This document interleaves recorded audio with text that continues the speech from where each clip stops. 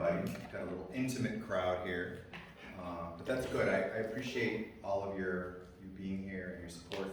I know that visual art sometimes isn't the showpiece of the arts, but I certainly have spent my career. I know these gentlemen have spent their career too, focused on visual arts and its importance and how it impacts our society. So I think it's important. I know I invited my family, so my young kids can be indoctrinated into the visual arts world. But let me do a quick introduction. So my name is Johnny Atkins, and I'm the Dean here of Fine and Performing Arts. Let me start by introducing our esteemed moderator, John Seed, and he's a professor emeritus of art and art history at Mount Santa Central College, where he taught for 32 years. John has also taught at the Art Center College of Design in Pasadena and Laguna College of Art and Design. He earned his BA in studio art at Stanford University and his master's at UC Berkeley in studio art. John is an active art writer who has published over 450 articles and blogs for publications including Arts of Asia, Harvard Magazine, Hyperallergic, the Huffington Post, and Sotheby's Magazine. He's the author of Disrupted Realism, Paintings for a Distracted World, which includes paintings of our esteemed guest, Justin Bauer. His newest book is called Most Disruption, Representational Art in Flux, and it will be released on October 28th. Sounds good, that sounds cool. John would like to also thank Leslie Brown. Oh, you moved on me, I'm over there. Leslie, for the opportunity to write about Justin's work and take part in this public discussion. So, and now I want to talk a little bit and introduce our amazing guest, artist and friend, Justin Bauer. Justin Bauer explores the concept of identity in a post-human society through his large-scale oil paintings. His futuristic paintings question the human condition as pixelated portraits become a framework for the artist to consider the effects of the ever-evolving world around us. Mr. Bauer is a studio artist based in Los Angeles with paintings in notable collections such as the Eugenio Lopez Collection, the Carlos Slim Collection, the Wiseman Art Foundation, and the Cosmopolitan Collection in Las Vegas. Additionally, Bauer has had museum solo shows at MOAH, the Pomona Art Museum, and the Riverside Art Museum. The other just sort of housekeeping note is that we will be walking over to the gallery after this for a little reception, so please join us for that. That's included. So without further ado. Well, thank you. And I just want to say one more thing before we kind of officially start. Jonathan thanked Leslie for me. But for those of you who are here and you're part of the RCC community, you really have a world-class gallery here at RCC, and I hope everybody appreciates it. And it's rare to see this kind of show in this kind of setting, and it's a great pleasure to be involved in it. So thank you to Leslie, thank you to John, thank you to the RCC administration for supporting the arts. I second that. It's very, we understand, we know. So the way I want to do this today, I was telling Justin, I'm a former teacher, so I'm used to having, the podium and talking. But you'll hear very little from me, you'll hear mostly from Justin. And the shape I want to give the interview, I want to give us all a picture of Justin's background, what shaped him along the way as he came into the art field and developed as an artist. And when we get toward the end, we'll talk a little bit about the show, where he is now as an artist, where he hopes to go. So hopefully that's going to give us a bit of a shape as we go through the questions. And I'll just start with that, great all-time opener. What shaped you as a young man, about where you grew up and the way you grew up? Good question. Well, I was born in San Francisco. My father was in law school at the time. Very cerebral man. He, as far as I know, he really loved literature. So he was a very big reader. He wanted to be a writer, but chose a different path. He was also kind of a world-class athlete. He was recruited to play for the Pirates and the Red Sox. and Vietnam head. And he met my mother, and she was a fine art dancer, ballerina style. So I came from, I guess, two very disciplined backgrounds. And we moved down to Orange County, where we started our homestead. And it was a, you know, it was artistic household. It was, it had certain disciplines that I think my other friends didn't have. There was no TV, so there was time for me to figure out how to fill my time. And a lot of that started with going through my father's old 1950s and 60s art books, which were all basically black and white. And to pass the time, I would try to copy the masters, and I just had a grand time doing that. And there was a great sense of getting better and, you know, comparing yourself to what is deemed the best in history. And of course, I got into sports and how the sports instilled discipline in me, which I think helped me in the career aspect in developing bodies of work. So it was a pretty all-around nifty childhood. You know, I mean, so to be an artist, your mind and your ideas are developing, but the hands are a big part of it.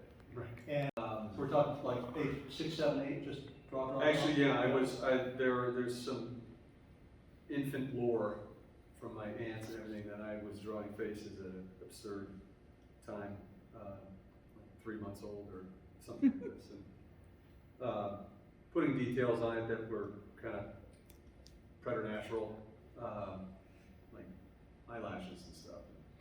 Having my own kids, I understand. You know, growing up, I was like, whatever. But having my own kids, I realized, I'm like, crap, that's very early to be doing these things. So I went on from there and just, I had a notebook pretty much all the time. I wasn't a big builder, you know, I didn't, and my wife would attest to that, because I'm not a big, you know, home fixer. So, you know, it's basically that, and then, you know, sports came into it, which was all hand-eye coordination, so it was fine utility, and then, you know, the more the athletic sentiment. So if I met you as a high school student, I would have seen you as a baseball player with notebooks full of drawings, and you know, did you keep to yourself? Were you social? What were you like? I was a little bit of both. I was definitely more of a solitude guy, but you know, my mom was very, she was a social butterfly. Right. And so she instilled in me the, you know, the importance of that, of creating a social system. My father was more of a loner too, so it was good to have both of them. You know, my father was a very steely-eyed, you know, workhorse, and my mother was, you know, understood the value of creating a community, which I think happens here in the art community because it's such a arcane social system that you need to, you know, cultivate it and seek it out and practically do it. I mean, it sounds like they both, in their own ways, have really high standards and expectations and cultural standards. So did they say to you, we're going to the museum, and did you go and see art, or did you seek it out on your own? Every time we would be on a road trip or something, always to a museum, whatever was there. Could have been a agricultural museum, historical, art. But you know, ever since then, I've been fascinated with historical artifacts, and you know, they would sometimes go to these old hotels, and I just, you know, much like the inn, I could spend, you know, the whole weekend just touring that place and soaking it in, and so that, yeah, now that I think about it, kind of why I really like these old places.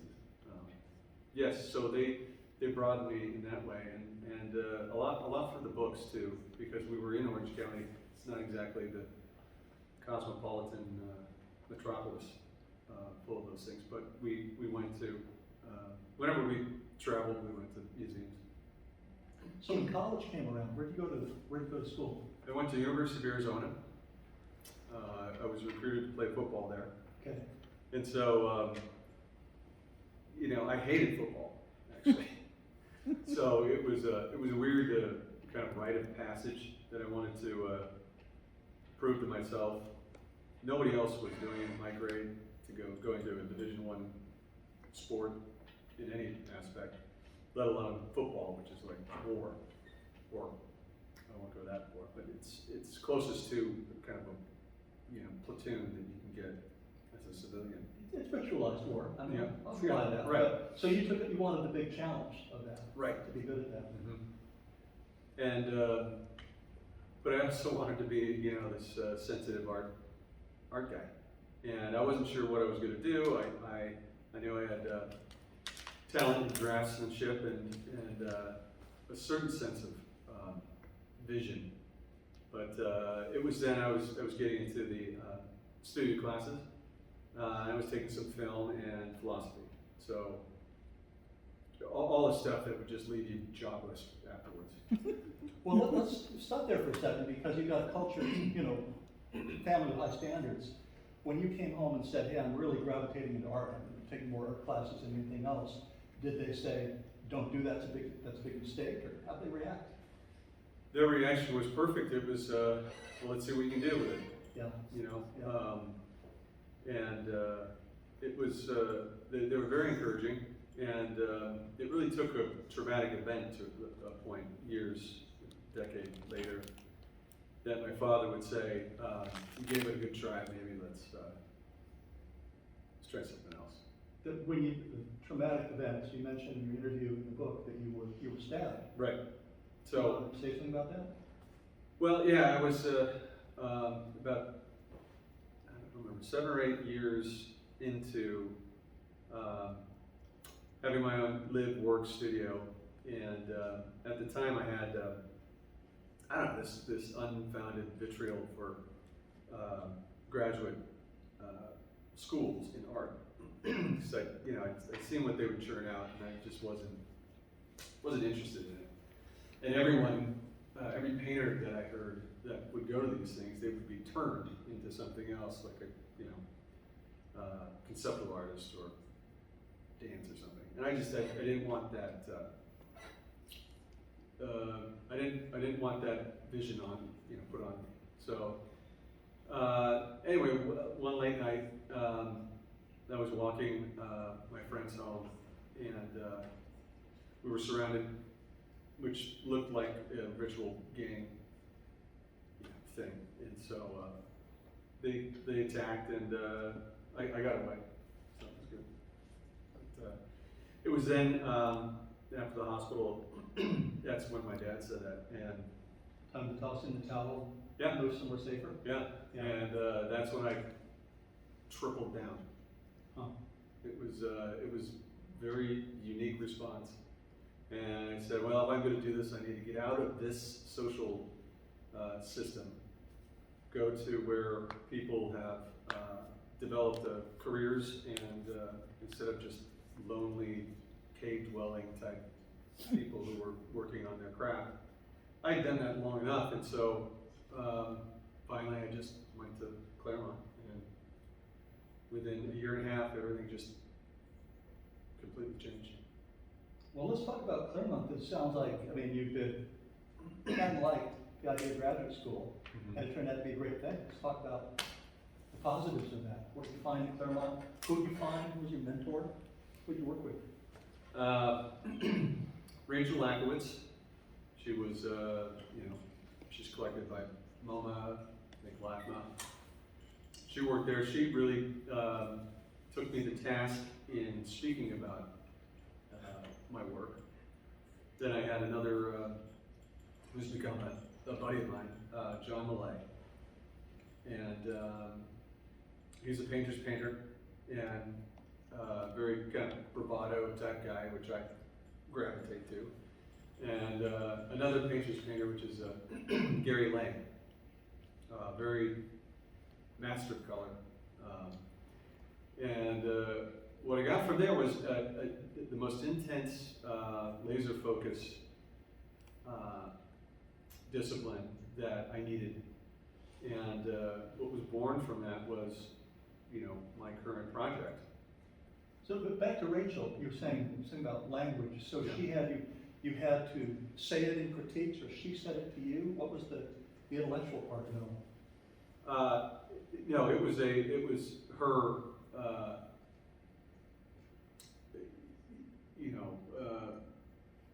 what's it called? Basic interrogation of my what my ideas are. If what my words were saying and meaning matched up to what people were receiving visually. What was it harsh? I mean, when she spoke to you, did it kick you back? Was it? Oh yeah, Yeah. Okay. absolutely. Yeah. Yeah, it made me, at first you take offense, obviously, because this is, you're bearing your soul, basically. And then you learn to, first of all, don't take it personally, and secondly, develop an argument, a critique of your work. And can it stand, in the face of art history and contemporary art as it goes? And that steeled me for any future, whether it be good critique or bad. I knew that this was what I made, and I'll defend it up to a point where I just either you accept it or you don't. I think that's one of the great things about the art field, especially studio art, is you have to defend yourself. When someone says, "What do you do?" I mean, you have to put it in words. So she did you a real favor. Absolutely, and she's been like an ardent fan, I'd even say, Yeah. of my work since then. So you're saying, so that got you into your current project. In other words, if I could go back to Claremont, I'd see heads, I'd see similar themes and ideas, and maybe 10 years ago now? Yeah. Yeah. Yeah, it started with heads, but it was a very kind of emotional and still a lot of the same abstract expressionism, but it was focused on the expressionism. And I really wanted to absolutely differentiate myself from just somebody who does heads because they like it. So I sat down with myself and I said, what is different today than in any other part in history, and what does it make you feel, and what's going on within this cultural context of the 21st century? And so I started looking at social media, and it was the kind of the birth of it, and it really made me feel fractured and dissociated and almost mentally ill. And then I came across this Hindu painting of this woman, this goddess, and it had 3 eyes, it has multiple sense organs, and something twitched in my brain, and I later learned that there's a specific part in your brain that acts only on recognizing faces and emotion from faces. And what that did is it disturbed it, and I said, that's almost mimetically what happens to me, and what I want to happen to the viewer when I do what I do. And so I started playing along with that multiple sense organs to fracture the viewer. So to what the painting does in and of itself with the paint, I wanted to do it to the viewer the same way. I should tell you, we've talked a little bit, but I don't know if it's like true confessions. I never told you this. But the first time I saw one of your paintings, I found it very upsetting. I saw one at the LA Art Show, and I really had a defensive kind of reaction, like, wow, that's a little too much. Right. And then it did what the good stuff does, which is I couldn't I couldn't reconcile to that feeling. I kept coming back, and then I converted and fell in love with it. But it was not easy the first time. Well, that's, I've found that always axiomatic to me in the art world. I remember when I was a kid looking at Basquiat, and my first reaction was, all right, kind of faux naive thing, cool. And I'm like, what's up with the words, man? Hated the words. I mean, get the words out. And then, it took some time, and then now that's basically, my favorite paintings of his are just words written down, crossed out, all these things. So, it's the thing that rubs you so raw. Is most of the time with me is the thing you like most when you absorb it and it becomes, and you understand it a bit more. So that's a good reaction. I like that. I mean, you have to make a leap. I mean, what made me understand the words in Basquiat is the story someone told about someone selling an airplane. And Yes, he's writing a that's the big one. list of words, and they said, oh, you're making a list, and he said, no, I'm drawing. Yeah. And then that made that. That story really helped me too. Yeah. Yeah. So I'm glad for that. And that's, I did, that was my project, was to, I used the word destabilize because, it goes back to, at the time also I was reading a lot of critical theory and, things that came from Germany at post World War II. And it was this dismantling of the Enlightenment and what the Enlightenment really imbued to humans was this sense of agency, free will, and soul. And they were theoretically dismantling man, humankind, and I asked myself, I'm like, you've destroyed man so much. Why do you keep talking about it? If it's done, it's done. And that's when I realized, you're beating a dead horse, literally with words. And I said, there's something there, and I wanted to bring that conversation in to it. And I said, how can I get this visually, but also still imbue either the critique of the Enlightenment, but also in defense of it. So it was kind of holding on to two positions at once. So talking about social media, I found something the other day by, this is Kirstine Reiner Hansen, who's also in Disruptive Realism, and she put this up with one of her paintings, and I want to read it and have you react to it. She says, our growing disconnectedness remains the underlying focus of my work. The ceaseless barrage of stimuli and our struggle to process life lived between tangible and digital worlds is undermining our sense of self. Very, very close to what I'm dealing with. I thought it's sympathetic, Yeah, it's similar. absolutely. Because I think one of the things your work had to do at that crucial point with Claremont had a lot of anxiety in it. Yeah, it was born from that.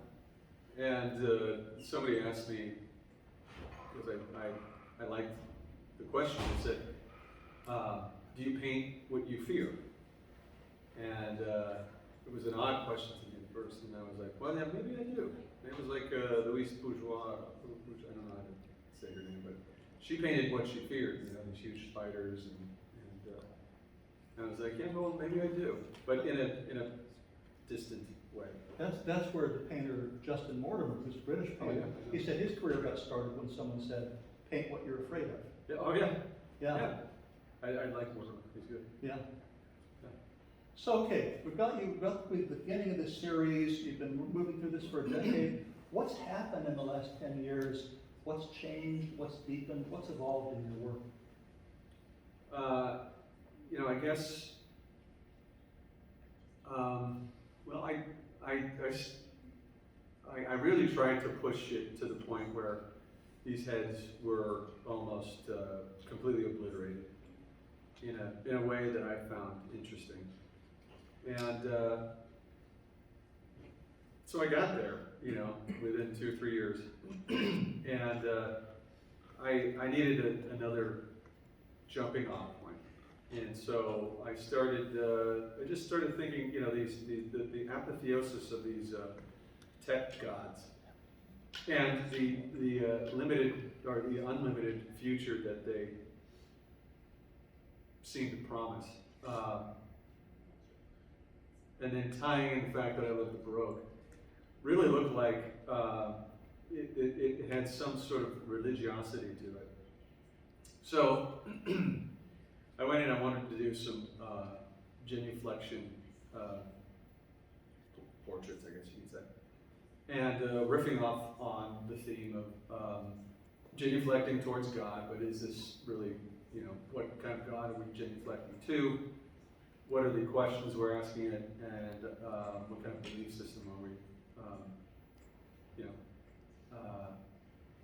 changing to? And I know it's a lot of questions to put into just the face, but I think, when you connect it to the Baroque, the Renaissance, and at that time all art was in service of God and religion and or kings and queens. So I wanted to explore that, and then soon after that I said, where are these figures, these supposed avatars? So I started moving into figuration, and one of my jumping off points was during COVID actually, was bringing in kind of a sci-fi film. And so I started with 2001, Stanley Kubrick, and I just loved Kubrick's one-point perspective. Very simple. I know you're not supposed to really do that, the simplicity of it, I really loved. So I have a triptych over here in the gallery that was one of my first, forays into the figuration. So I'm moving, kind of, if you will, if you take a movie analogy, kind of, panning away from the heads and seeing where these bodies are landing and what's happening. Something that I think is really exciting about, I'm going to say your art and maybe the generation that you're in, is that the figure and abstraction just work together in concert for the first time so well. Because I can remember, going back, you go back to the 1950s and 60s, and abstraction was kind of the enemy. And I was once in a museum where I saw a mom pull her child away from a Robert Motherwell. Get away from that crap. There was something, abstraction was subversive, right? Yeah. But now, in your painting and other painters of your generation, they are just working together back and forth like a team. Well, I think, that's what happens with a lot of things. I mean, in music, I think that you can see that happening also. When I was growing up, it was, the big band that came out was Nirvana, and it was this amalgamation that, prior to, the subversity of it was, punk rock. There was no amalgamation of much of anything there. It was truly avant-garde. Everything, prior to that seemed to have that breakthrough. And then Nirvana came, and it's like, this amalgamation of punk rock and Beatles. And every other, band in that era kind of had that same duality to it. And then you see art. I think on a long enough timeline, you'll actually have you'll notice that they will cross at a sublime moment, I think, where they just complement each other so perfectly. However, could not have done that, say, in Motherwell's age. It would have been, oh, you're trying to split hairs, or you're not subversive enough. And although I thought Francis Bacon did. It's really interesting that you grew up in a household where the parents said no television, or they limited the television, and now screens are a big part of your imagery. Yeah, it's kind of weird. I mean, maybe that's why I had a clear enough, distance to maybe see that as a jumping off critique point. Because I wonder, I mean, and I see we got some younger people in the audience. People play Fortnite, till 2 a.m. and video games, and so much of our life is on the screen, especially when it's hot. It's hot here in Riverside.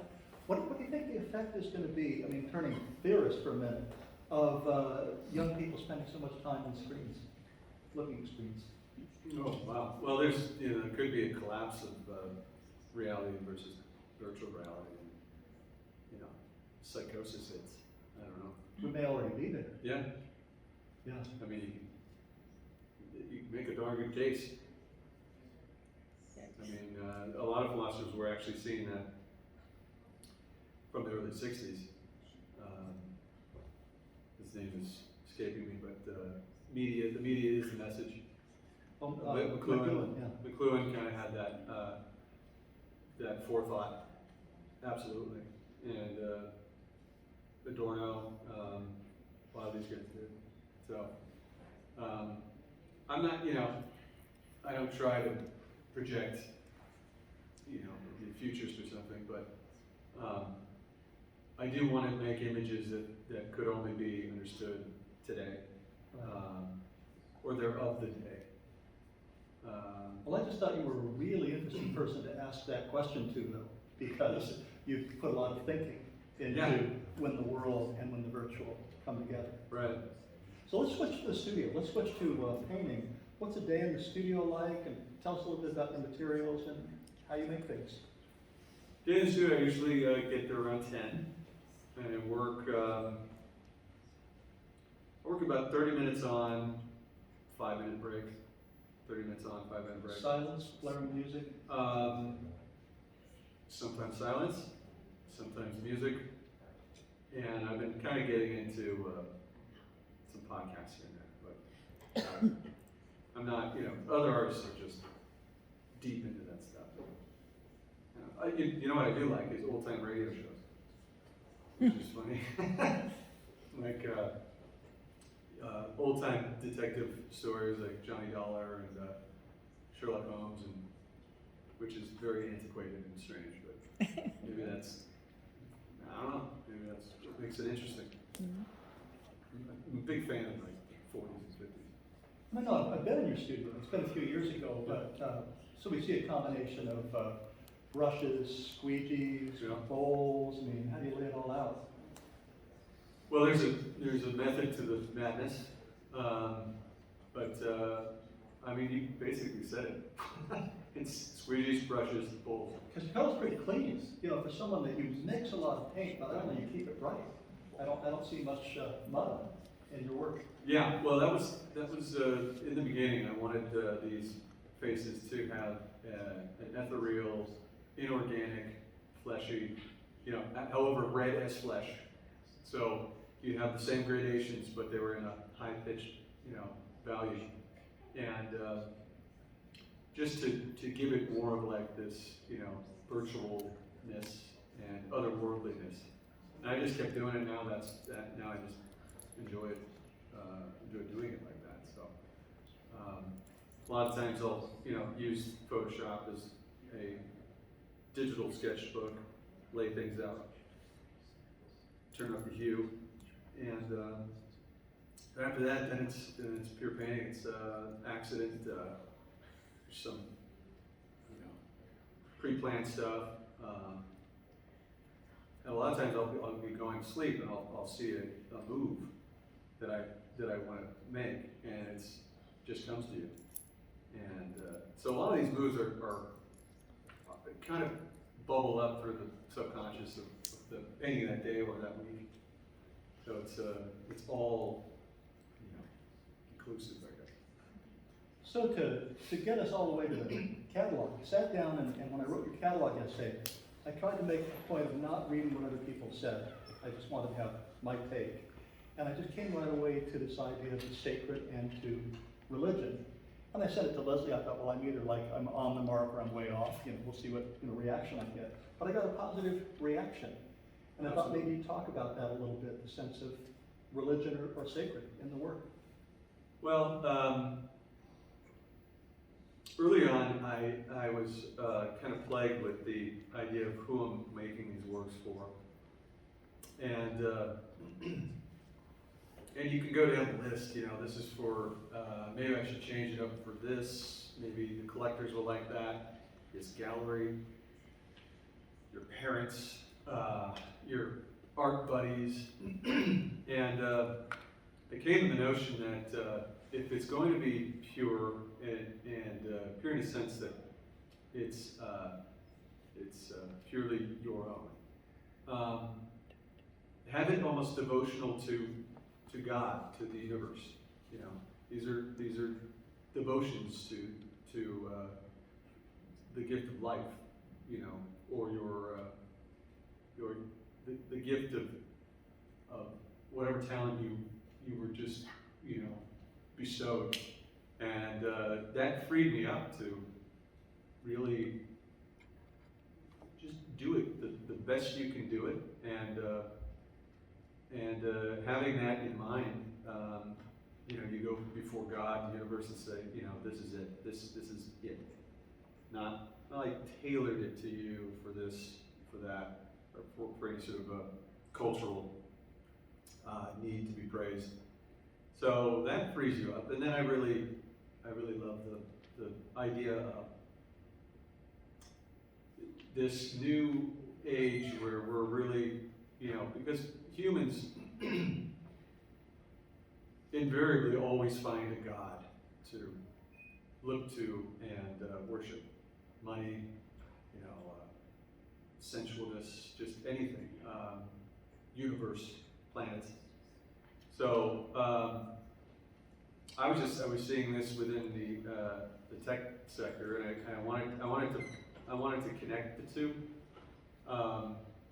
People talking about downloading your consciousness, living forever, this strange heaven, and just it reeked of spiritual, religious rhetoric, and I just wanted to connect the two and see what happened. And I mean, art history is riddled with it. Art devoted to the religion at the time, and it's beautiful. I mean, the churches, and so I wanted to use some of that in it, and it gave me another avenue to go down. It's a great wellspring of inspiration. I think it makes the work stand out because something that I've heard a few people point out is that there seems to be less and less art that aims really high or towards the universal. And we've gotten a lot of smaller themes lately. Yeah. And I can see how it's liberating to say, let's go for the universe. Yeah, absolutely. And one of the things I try to say to myself is, try and make these, or whenever you're stuck, see if it's a universal trigger. If this triggers universally in some sort of way. Of course, you can only, you can't do it infinitely, but will this translate? In that universal way. Like you said, I mean, there's no reason not to go to the highest. I think there's a lot of niche painting going on. But it sounds like, a really good way for people to connect with your work is just to say, this is what it feels like to be alive now. Right, that's what I want. Walk right in that doorway. Yeah. Yeah. Yeah, that's exactly right. Let's open this up to some questions. I'm sure some of you have things you want to ask Justin. I didn't think to ask you this before, but do you work for models, or do you have particular models, or you just make them up as you go, or? I do use models, and it was in the phase of genuflection is when I actually sought out models to pose for me in that way. A lot of the earlier work was I wanted it to be an anonymous image, because I was very focused on these not being portraits. So I wanted zero connection to it. It was just a face. It was an armature to hang my paint on. And in that way, the ideas were more pure and more conceptually more pure. And then it freed me to do whatever I wanted with the paint, which is one of the reasons why I haven't done my family or people I know or anything. because to kind of cut them up the way I do, Yeah, no. it'd be kind of weird. Obliterate your feelings. Yeah. Here, honey, let me make an anniversary portrait. Let me slash you.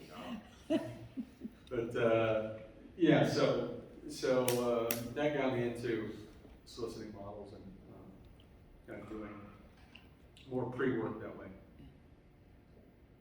Some other questions for Justin? I was wondering if you could speak more to the philosophers and theorists that are informing your work, like besides, I know you mentioned Colin and Adorno. It's been a while since I've looked to them, but there's a whole genre that kind of brings in critical theory with what's called a post-human. There's a kind of a transcendental vein also, but they really these guys really started to focus on subjectivity and the question on whether we do have it at all, and the implications, I guess, is enormous for the history of who we thought we were. Catherine Hales is one of them. What's the other ones? I mean, Jacques Derrida, Foucault, those are the old school guys, but some of the new ones, if you look up Catherine Hales, it'll probably give you another, search engine for all these other guys that are currently doing it. They kind of take the critical theory and put it more in a contemporary look with computers, virtual reality, and kind of just redoing postmodernism just in this more contemporary context. Thank you so much. So, I was really taken by what you said about amalgamation and how these kind of paintings could not exist in another historical period. And I think that's really true because the elements don't make sense until you've gone through those historical period. Like we can look at just this painting here and see like half a dozen different styles or periods being represented. And now those are suggested to us. But before they were developed, we wouldn't have gotten that, Absolutely. And I thought it was also very interesting what you said about like the fracturing of the face, because I think, like the face and the portrait element is still very coherent, like it reads as a portrait, Mm-hmm. it reads as a face, it just has a lot of movement in it, because the fracturing is slight enough, Mm-hmm. or at least on this one, it's slight enough so that it looks like it's kind of in motion. No, you're right, actually. That's, what I didn't want to go back to like Braque or Picasso and the early Cubists, where the whole thing was just Cubist fracture, even the background, foreground, everything, where you miss the that concentration of the human. Of course, Picasso moved away from that, but you're right in that sense where I actually concentrated probably more on the movement than I did on the fracturing. I've seen a lot of fracturing of faces and stuff, and it's so quite easily done on the computer now and AI art and stuff. But the movement was big for me because it elicited a sense of like, the core might not be where the core is. And it gives you that destabilized feeling where, the unity of the subject might not be there. And if it is, it's in distress. And so it's a good observation. I forgot to speak to the ways I do movement in it. I think were, especially behind, with the eyes, and there's that sense of, the sense organs and everything. So it might have less to do with fracturing and more to do with the movement. I'm also glad that you spoke about, universal themes of God, because like one of the things I get from this painting is a sense of wonder, which I think of as a very universal experience. And I don't think that all of the different elements necessarily signal distress. Like I think it just signals that we have a lot of inputs or a lot of different expressions going on in this moment. Mhm. Yeah. So I think that I mean, as an artist, you never know how somebody's going to react to what you create, right? Your intent might be different than what's received. Yeah, I've gotten all sorts of wacky interpretations. I had one old lady we had at Claremont. They would have open studios, and apparently this gaggle of old women would come in. I mean, old, like 80, and they would go every year, and it was 2 or 3 of them. They come in, and she literally got dizzy. She's like, "Oh, I don't like this," and someone had to usher her out. She's like, "It's time to have water. We have tea over here." So, I kind of knew I was on something there. Well, it's, I think that when I was young and I was trying to make art, to really impress myself, I'd make something that looked like something. Oh, that looks like my dog, that looks like an apple, and then you grow up. Yeah. And I think the way your paintings have grown up, there's a lot of letting other people in to your world. You use that word crisis-tunity. I think when we were here in front of the stage, your work is full of crisis-tunities, where there's all these openings and all these things that are unstable and all this anxiety, and so you can just go right into it and have that shared experience. I'm going off a little bit here, but the eyes are really important. I was in the main gallery, and the paintings are looking back at me, where they call it the Lacanian gaze. Yep. When the painting looks back at you, and Jacques Lacan also. so I think they're really, really interactive, and that's probably why she needed a cup of tea. Yeah. It was like a little too much of everything. Yeah, the eyes are, they're just fun to do. And it really works, because I think they're very, they're just soft and vulnerable, and, the idea of seat of the soul, and in a lot of ways I wanted to obliterate that kind of, those kind of sayings, but it turns out it seemed to elevate it more, or bring more attention to that.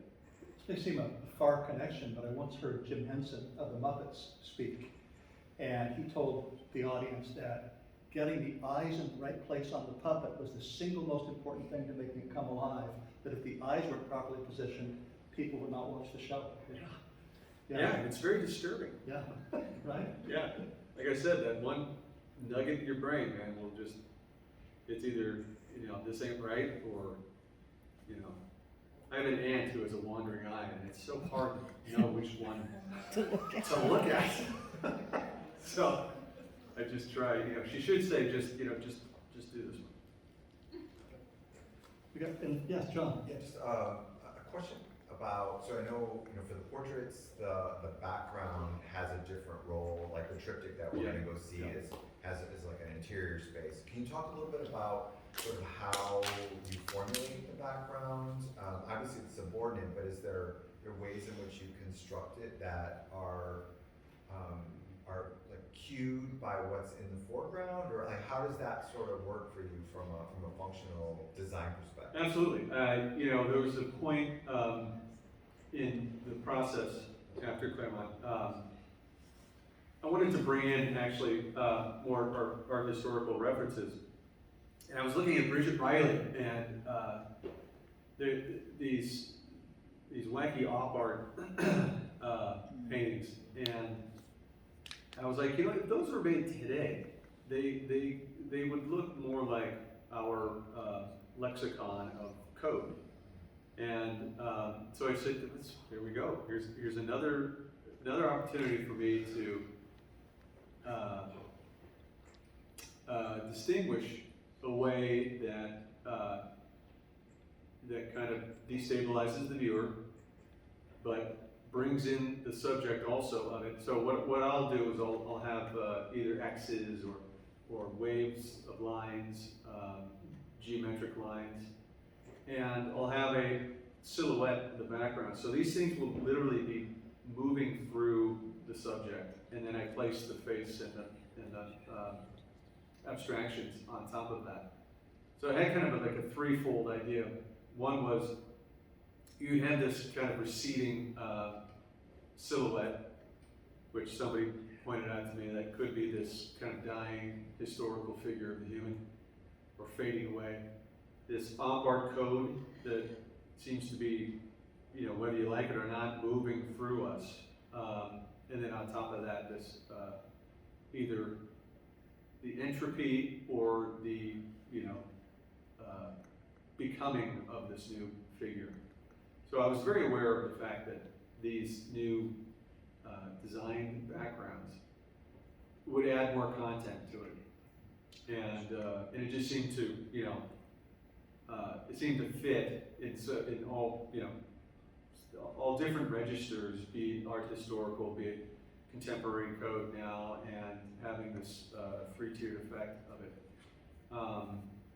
And then, like the one you see here, is it's kind of ethereal, had more of a,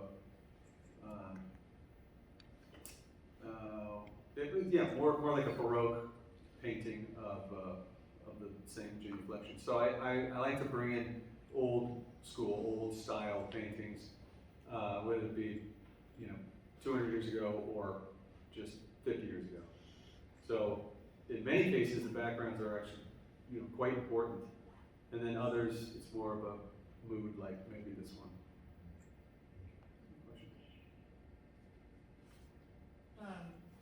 So I'm from the generation that grew up with, I'm from the first generation that grew up with the internet, like, since childhood. And like, I connect with these on a very, I don't know, I see myself in that person a lot, because I think I know it is like this sad thing of disconnection. Do you think that you're able to make this from like an outsider's perspective? Do you feel like you're watching this happen, or do you feel like you're a part of this internet age? I think it's a little bit of both. I'm of the generation probably prior to you, where I remember my childhood having no computers, and then boom, it came on the scene when I was 16 or something. So I had this overlap, and I always saw it as advantageous. If you're speaking to the subjects that I'm speaking to, I think it's an interesting take. It allows some distance and some critique, and maybe even some old fogey fear. I don't know. But I think it's for me, it's definitely helped.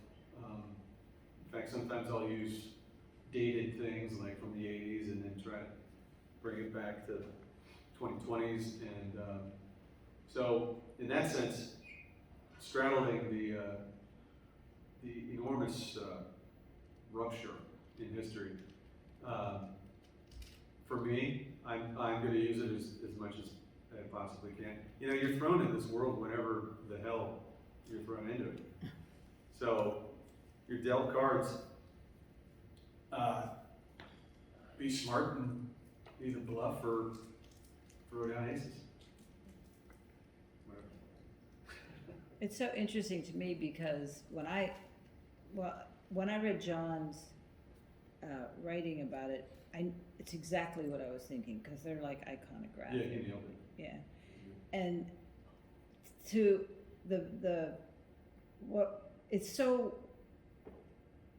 it makes me feel how I feel in this world, because I grew up waiting for Post and Look magazine in black and white, so I knew what was going on in the world. I waited. I knew what days they were coming as a kid. And it's such an enormous transition of information, and it's like, you just keep getting hit with more and more and more and more and more. And it is overwhelming. And that's what I love about the paintings, that you see that and you know it. and that maybe young people can recognize that there is a fate. Whatever it is, it's up to you. Mhm. But do we want to be dismembered as humans? I don't know. I don't. Something I really appreciate about these works is that, and this came to thinking about them for the essay, as we go through school, here we are in a school, we're always talking about there's this era and that era, and there's the Renaissance and there's Enlightenment and there's progress. We're very in love with the idea of progress. And so we learn that we're going to move through all these stages of development and history, and now we're, September 2023. But one of the reasons I love painting so much is I really think that what Justin's doing in his studio, it's the exact same thing that the 13th century painter did in Italy, or that whoever had to make that gold funeral mask for King Tut did, 4,000 years ago. They were solving that same problem of what's it feel like to be alive, but at that time. So there's something that's absolutely about this moment in Justin's work, but I think his job description in a way is 4,000 years old. Yeah, absolutely. It's all there in this work. Well said. Yeah. I'm sure there's more questions, but if we go over to the gallery, I can Gallery, ask yeah. Justin in front of a canvas, and that makes it even better. And thank you everyone for your time and attention. Hope you enjoyed this. Thank you, Justin.